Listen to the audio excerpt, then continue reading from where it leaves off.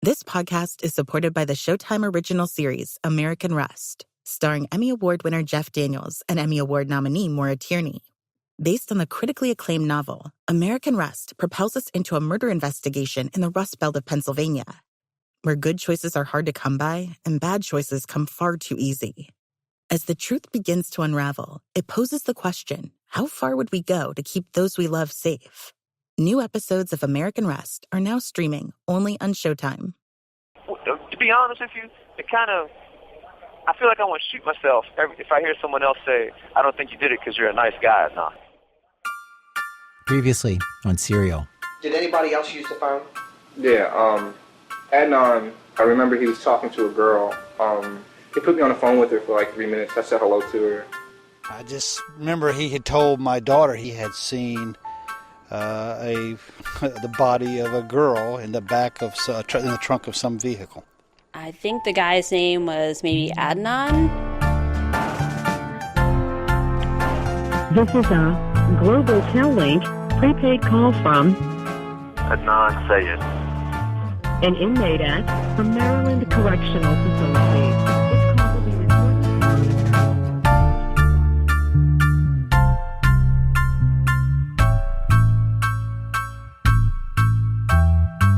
From This American Life and WBEZ Chicago, it's Serial, one story told week by week. I'm Sarah Koenig. I heard about this other case of a kid named Justin Wolf.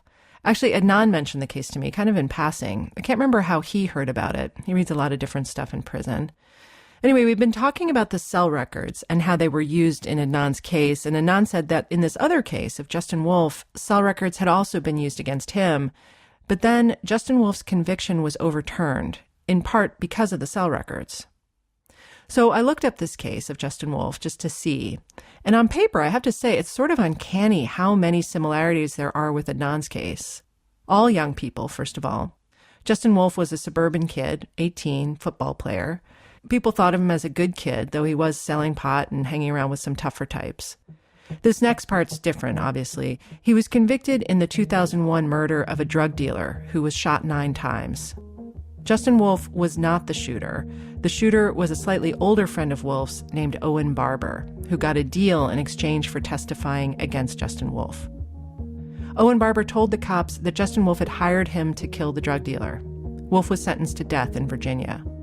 Wolf's trial attorney later gave up his law license after the bar had initiated disciplinary charges against him for, this is the technical term, being a crappy lawyer. Oh, and there was a witness who was never heard from. Other than that, totally different case. Anyhow, eventually Owen Barber recanted. He said Justin Wolf had nothing to do with the murder. He'd only implicated Wolf to avoid a death sentence for himself. So I read all about this and thought, let me talk to the lawyer who helped figure out the flaws in the state's case against Justin Wolf. Maybe she has some tips about how we should be looking at the cell records differently in Adnan's case. I looked her up. Her name is Deirdre Enright, and she works at the University of Virginia School of Law. She runs their Innocence Project clinic there. They do what Innocence Projects do. They reinvestigate old cases to see if someone's been wrongfully convicted. I called her and asked how she dealt with the cell records in the Justin Wolf case, and she was kind of so-so on that topic. She gave me a couple of names to try. No great insights, though. But man, on every other topic, I found her so helpful. She started asking me about Adnan's case, and I ended up sending her a summary I'd made of the detective's reports. And then the next time we talked, I asked if she'd mind going to a studio. Hey, I read your synopsis of just to jump right into your case. Okay. I have a million questions for you, but it's very, very thin. Oh, the state's case. Yeah. After I started reading all the what you had, I started thinking, so everybody here is in high school, right? And why is Don doesn't appear to be of interest to anyone? Don was Hayes' new boyfriend. The police considered his alibi ironclad. He was working at LensCrafters all day. But see, this is how it is with Deirdre. A conversation with her never seems to begin exactly. It's already there, ongoing, her thoughts churning, and you just kind of join in when you're ready and hope you can keep up. She is not a small talker or a beater around of bushes. You discuss whatever it is you came to discuss, full on, looking it squarely in the face. She has no time for bullshit. And not because she's above it or anything, but because she actually has no time. She's one of the busiest and most curious people I've ever met. You know, when you first talked to me about this case, the first thing I thought is, okay, do we have a jailhouse informant? Do we have a person who got way too sweet of a deal? Or when I read through your police notes, your summary of your police notes, I just kept going back to motive and thinking, that's a big black hole for me. I still don't understand why you want this girl dead. Yeah. Because she broke up with you. People break up with people all the time. Right. And I can't, and I'm a little concerned about racial profiling here, you know. Oh, really? On the part of Adnan. In other words, like he's a Pakistani Muslim and... Right. And people are saying, you know, his dark side, and his, you know, there was some notation about he was very controlling. And I thought, I wonder if he was really very controlling. And so there's that. Then a little bit I had the cell phone thing for us and Justin Wolf is that they used the cell phone records to say they cabin out the period of time when the shooter is driving to the place where the victim is and shooting him and then coming back. And so they put those up on a board in the courtroom and say, look at this. He calls him right before he commits the murder and he calls him right after he commits the murder, you know. But and then you get everybody's phone records, right? All these kids that are buying pot and smoking pot and selling pot, and everybody's calling each other all the time. So then you stop and stand back and say, well, so what are they trying to say? That Justin Wolf and these kids, these upper middle class kids, are so stupid that they get in a car and call and say, okay, I'm on my way to murder him.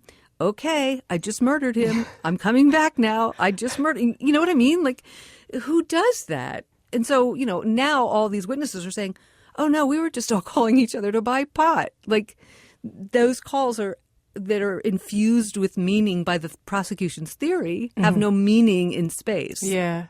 I mean, it's funny, like, do you get cases, like, because in Adnan's case, I feel like, from what I can tell, you know, there's not sort of gross negligence or malfeasance or something on the part of the detectives or the state's attorney's office. Like, everyone seems to be doing their job, you know, responsibly. Just doesn't seem like there's an obvious, like, oh, they never looked at the new boyfriend, or, oh, they never questioned the guy who found the body. Like, it seems like and Adnan himself is not supplying anything super useful to say, like, here's why I can prove I didn't do this. Like, he has said out front, like, I can't give you, like, some clinching piece of information or evidence that's going to solve this. Like, I wish I could, but I can't. I just don't have it. Like, I don't know how to prove this.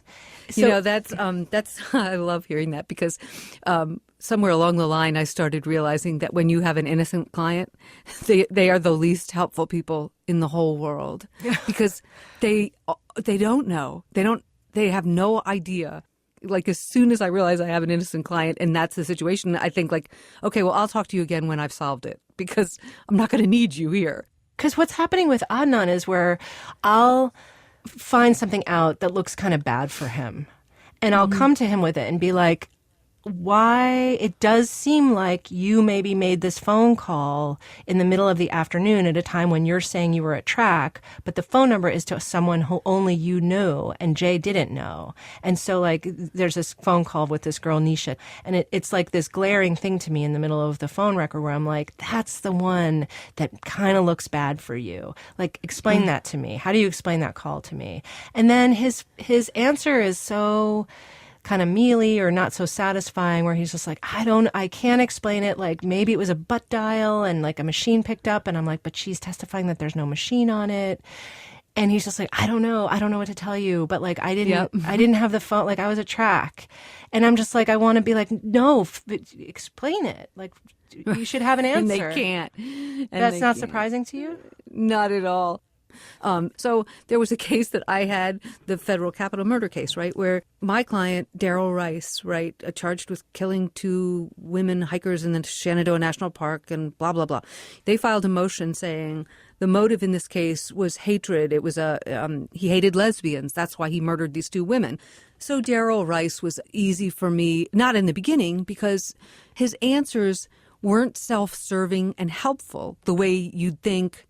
He's had time to think about this. Why doesn't he have a better answer than that? And then I started to realize, because he hasn't been thinking about this, because he didn't murder anybody. And so, like, I remember one day I had in there maps, right, to show him like where the crime scene was versus where the lodge was versus where mile marker 42 point, and so I put this all out on a table and get my reading glasses, and then I said, so when you would camp there, can you show me where you were? And then he was like, okay, well, I didn't camp there. I would ride bikes there, and of course I'm like, okay, well, whatever. That, who cares? Whatever. You've been in the park before. And then finally I said, but in relation to the crime scene. And then he looked at me, and it was so simple. But he said, well, I don't know where the crime scene was. So can you show me that? And I remember thinking, of course, I'm like everybody else. I think he knows where the crime scene is, right? How many, do you only take on cases where it's super clear to everyone involved, like on your side of the your side of the bar, or the bench rather, I guess, that this person is innocent or wrongfully convicted? Or do you take cases where you really don't know, and you start down a road and 3/4 of your cases turns out he probably did it, so let's not take on that one? Or are you only working with cases where you're pretty sure from the get-go that the person's we innocent? don't know at the get-go, because we're the people that decide whether it's going to go or not. Okay. So it goes every different way, right? Sometimes we start down the road and very quickly we talk to 4 witnesses, all of whom say, no, it was absolutely him. They have no reason to lie. We quickly realize, okay, we're being had here. So we are in the weeds about a lot of things for a long time until we figured it out. So like today, we had team meetings for our 4 clinic cases, and those are 4 cases, 2 of whom we are sure already, 2 of whom we're just trying to figure it out. Yeah. But your guy went to a jury, which, that's relatively unusual. And I'm assuming he went to a jury because he was saying, I didn't do this. Right. Right. Mm-hmm. And so sometimes people say, I did some of this, but I didn't do all of this, so I'm going to trial. But he wasn't saying that. Yeah, he's always said the same thing, which is I had nothing to do with this. Right. Which, I don't know. People, a lot of lawyers say, oh, they're all guilty. They're all guilty. I generally feel like, especially for most of my career, I was dealing with people. I wasn't a director at an innocence project, and I had a very clear sense of which of my clients did what, and that's because they told me, So I put some stock in people saying I didn't do it and staying with that. You do. Mm-hmm. Yeah. Now, I know some people would say I'm naive, but I also think I've been doing this work for a really long time. I don't think naive is a good word for me.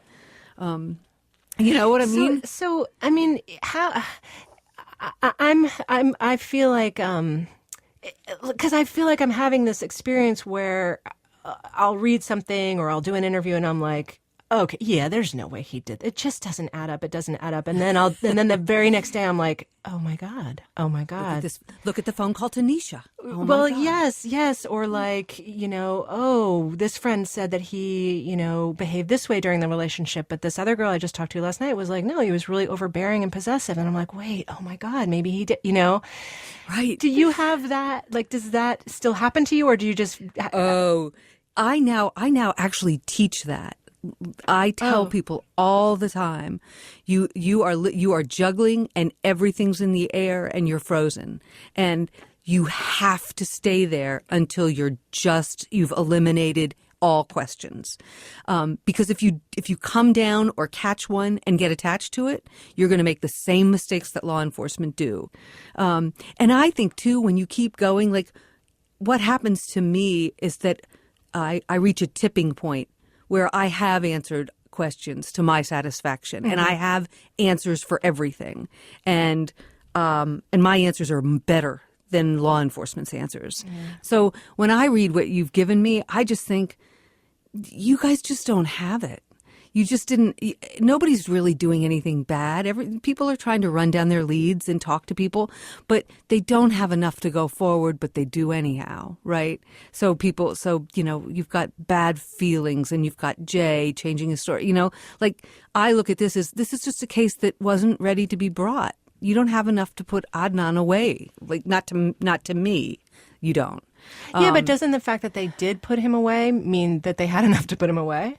Well, and they would say yes, and I would say no. And the reason I say that is because I look at this and think law enforcement and prosecutors and defense attorneys, we act like if a jury will convict, then that's fine. And I think those of us who know a good case from a bad case should know that even if we can get a jury to convict, it doesn't mean we necessarily should ask them to do that. Is the so are you not? Does it not happen to you anymore where you're just like one day you think like, oh, he did it, and the next day you think, oh, no, he. Oh, yeah, no. For the first however many months, thinking, oh, yeah, of course it's him. Oh, no, it's not him. But in order to revisit it in any kind of careful way, you have to revisit everything, right? And the good and the bad and whatever, and look at it with, an eyebrow up. Yeah. And sometimes it's going to stay exactly the way it is, and it's unsatisfying. I know, that's my fear, is I'm going to get through all this and just be like, oh. Yeah, and you might, and I can't pretend that I just thought of something that I think we should do unless you don't want to do it, and you can just think about this. Okay. So just today, one of my teams, and it's one of my better teams because it's a kid a law student who has summered at the FBI, and is going to work for the U.S. attorney. So he doesn't have my tree hugger, everyone's innocent instincts. But he's a really hard worker, and he has a team. And we just closed their case. And he came to me tonight and said, are you going to find me another good case? And I said, yeah, let me flip through tonight and see what we got. And I'm sitting here thinking, wait, I should assign them. Oh my God. Right? That's really... Well, I literally just thought of it when I was sitting here thinking, it's a lot of legwork. If we had a team of 5 students, we could get those things done, with people that are being supervised. So think about that. I'm totally hooked.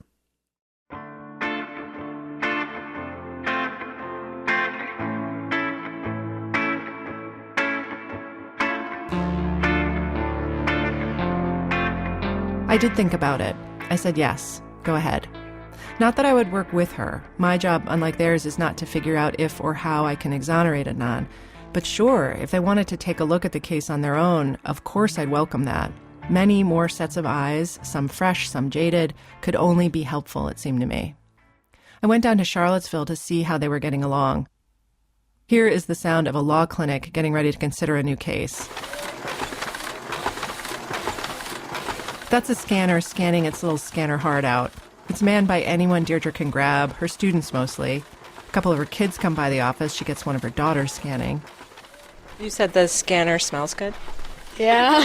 It smells like laundry and ink. And I don't actually know what laundry smells like. That's Deirdre. So now what we do usually, and when we get our cases, is we collect what mom has, what the inmate has, what is in the court file, what... paper everywhere. That's what we do, is collect all the paper and then do exactly what they're doing. And then put the team and we say, take a weekend and read it all. Post-conviction work often involves going back and looking at physical evidence in a case. Some innocence projects only work with cases that have DNA evidence, for instance. Deirdre's group isn't one of those, but still she'll definitely take it if she can get it. At one point, Deirdre reads a printout of an email regarding evidence in Adnan's case. So this is an email in 2008 from the Baltimore police saying that he believes items from this case have been destroyed, but he doesn't have a document saying that that is true, so he can't be 100% sure. And he's the evidence control unit person. So, yeah, that's not good. I think there's 2 things to think about. There's a statute usually in every state about evidence retention, and that you can't destroy evidence until a case is over and done with. Doesn't mean they always honor it. The other thing I'm thinking about is, I can't tell you the number of cases where somebody says, I think it's gone.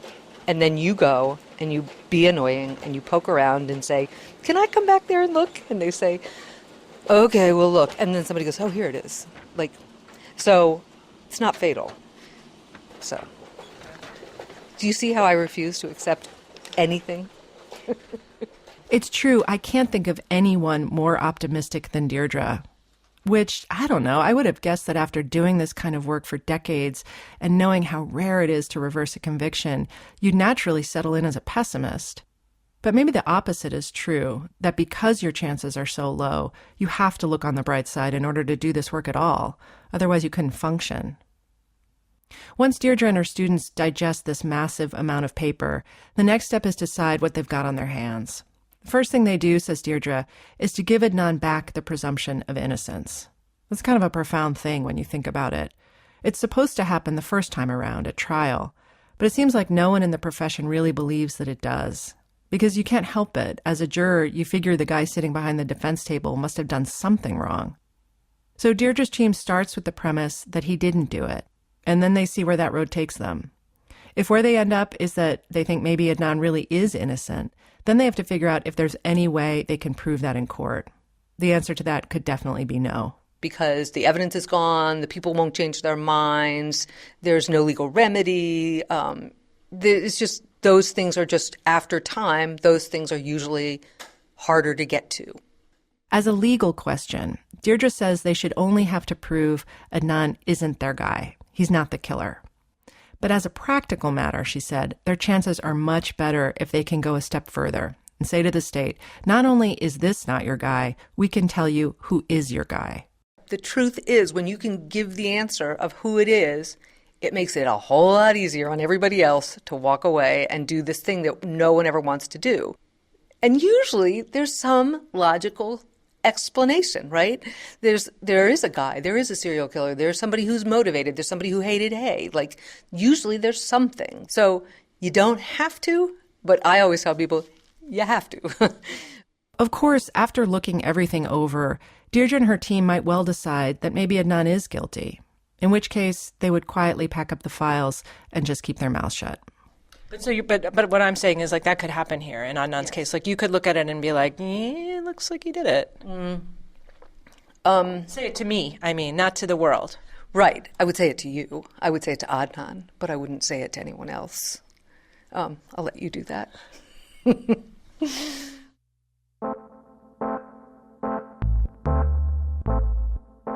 4 weeks later, I checked back in with Deirdre and two of her students, Katie Clifford and Mario Pea. They'd read through all the files. Do any of you guys think Adnan's guilty? No. No. I wouldn't have been able to find him guilty with this. No, this is one of the things that was very odd when I first started reading this case, was how precisely he was convicted under this amount of material. But no, I do not see him as being guilty at this point. I would just, at this point, knowing what I know, I would say, I guess I'd have to put him in the person of interest category because he was an old boyfriend. But even that, I would think, like, but I see no evidence that he was mad. Mountains of reasonable doubt. Yeah.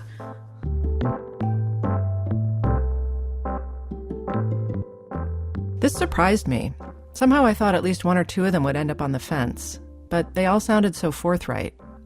They said the big things that troubled them were the same things that troubled me, namely Jay's shifting statements to police and how the cell tower information didn't fully match Jay's narrative. But the other stuff they seized on was stuff I hadn't paid much attention to at all. The forensic reports, or rather the relative lack of forensic reports. This is Katie. Because in our files, we have a lot of things, evidence they collected that sent off, and we don't have reports for everything. And we are curious about the results that we don't have and whether or not those exist and just why they're not in the files that we have. The liquor bottle, for one. That bottle of Coronet VSQ brandy that was found right near Hayes' body. A lab report says they recovered nucleated epithelial cells from the mouth of the bottle and from the cap. But that's all. It just says, quote, retained for future possible analysis, unquote. But the future never came. They never tested those cells for DNA. Then Mario didn't like the report on the fibers. 2 fibers, one reddish that was found near Hayes' head, and one that I think was fluorescent blue, it's a little hard to tell from the report, that was found underneath her in the soil. Mario didn't think they were tested against enough samples. For instance, they weren't tested against a rope that was also found right near the body. I would think that you would be able to compare the fibers to the rope or compare the fibers to whatever you can get your hands on. And I didn't actually see that ever get tested. The fibers were tested against some things, but nothing came back of significance, and then the fibers just, the fact of the fibers just kind of went away. As for the rope, which from a photo looks sort of like a laundry line, it wasn't tested at all for anything. Deirdre says that kind of thing happens a lot, where investigators will say, oh, that item we collected, it's not relevant. It's not connected to what happened, so there's no point in testing. So another case that I had, anything that didn't match the perp or the suspect that they had, they just ignored it, right? And they would say, well, that's outside the crime scene. That's really not inside the crime scene. So those beer cans over there, we're not going to test there because that's too far away. We're going to call that outside the crime scene. And when I talked to DNA experts about that, they were saying, yeah, I mean, if you swab that and you get some skin cells or saliva, and it's just random and you get no hit on anybody, well, then it's neither here nor there. But they were saying, but if you put it in and you get a hit on a serial killer, right, or one of 2 other people who killed Asian women within a year in Baltimore, well, now we've got enough to charge and convict somebody. So what you call relevant and irrelevant, you can only do once you have a test result. Finally, Deirdre and Katie and Mario were all confused by the swabs that were taken from Hayes' body. The medical examiner had done what's known as a PERC kit. It stands for Physical Evidence Recovery Kit. It's a standard procedure in a rape case, but it's also done in some murder cases. There was no evidence Hay was sexually assaulted, but they did the swabs just the same. The medical examiner's report says they came back, quote, negative for spermatozoa, unquote. But that's about it. Which seemed very thin to Deirdre, that these swabs weren't examined more thoroughly, that they were never tested for DNA. Which is just weird. That seems very strange to me in a case like this. That seems very strange to you. You almost always submit that for DNA testing. Okay. And that's what we're not seeing is a lab report that says, you know, if it came back, and that's the other, being loosey-goosey about whether it's not Jay, not Adnan, you know, that's strange. Right. So, okay. So is that something that you guys would want to get tested? Absolutely. Yes. Deirdre, you can correct me if I'm wrong, but this certainly seems to be quite a bit to get started. Do you have any metric of how hopeful/hopeless this one looks at this point in terms of finding out something useful and usable? Mario's shaking his head. That's because he's a pro-government, right-wing Republican operative. It's easy here. I'm teasing. Please don't put that on the radio. I checked with Mario. He said it was fine. You know, it's always an outside shot. Always. But there's enough here, I guess what I'm saying is there's enough here that you think it's worth asking these questions. You know what I mean? Like, do you guys independently feel like, no, something went wrong here? Or is this just like, well, we're sort of humoring you, the reporter? No, I would look at this as this. I would have a team on this case saying, keep going. I see. They all seemed so hopeful, so sure that with enough digging they were going to shake something loose. But I was more skeptical. I mean, I felt like I'd been in that same mindset for so many months, and I hadn't found anything that absolutely tipped the scale in Adnan's favor. Anyhow, Deirdre noticed. Sarah, you sound really down on Adnan today. I don't know. Yeah, you're... I do. I go up and down. Sometimes I'm totally with them, and then other times I'm like, I don't know, dude, this doesn't... Why can't you remember anything? Why is this nothing... I don't know. And then I just go back to like, why can't you account for this day of all days? You knew it was an important day. You got a call from a cop that day asking where your ex-girlfriend was. Surely you must have gone over it before 6 weeks had passed. Surely. Yeah, You know? I don't have that reaction, but I see what you're saying. Yeah. And then I just am aware of like, what if he is this amazing sociopath and it's just like I'm being played, you know? I mean, I don't get that sense, but he's really charming. He's really smart. He's funny. And you're like, yeah, and he could totally be a sociopath. But see, here's where I go with that. Like in my 6 years of doing this, I pray for a sociopath because I never get those guys. I get the innocent ones and I get these dumb. So me and my friends smoked crack for 3 days and we drank 5 bottles of whatever. And then we got a plan. That's who I get all the time. So I think like the odds of you getting the charming sociopath, you're just not that lucky. Very few times have I had a client and the ones who really did it and they have serious mental issues and they're not sociopathy. They're, schizophrenia or florid psychosis because of whatever. I just think the odds of him being that and no one having detected any signs of it until he kills his girlfriend who he's moved on from. So Deirdre and her gang, they've got to stick with stuff they can bring to a court. Forensics, mostly. And they're on the lookout for another explanation entirely. Maybe Adnan had nothing to do with this at all. Maybe it was a serial killer. Maybe there's a clue from another Baltimore cold case. They're like explorers headed for a bold new world. Me, I'm going to stay right here at home with my little garden spade and keep scraping at the thing that confuses me most. Jay. Next time on Serial.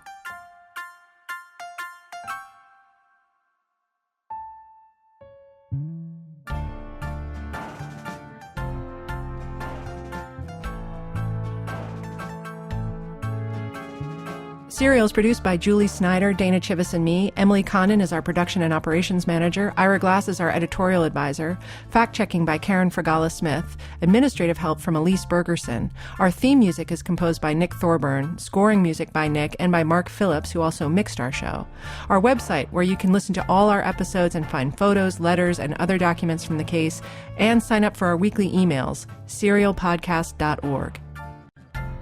Serial is a production of This American Life and WBEZ Chicago. With the Capital One Venture Card, you earn unlimited double miles on every purchase, every day. And you can use those miles toward travel expenses, like flights, hotels, rental cars, and more. Just book and pay for your travel using your Venture Card and redeem your miles toward the cost. Capital One, what's in your wallet? Credit approval required. Capital One Bank, USANA. USANA, USANA, USANA, USANA, USANA, USANA.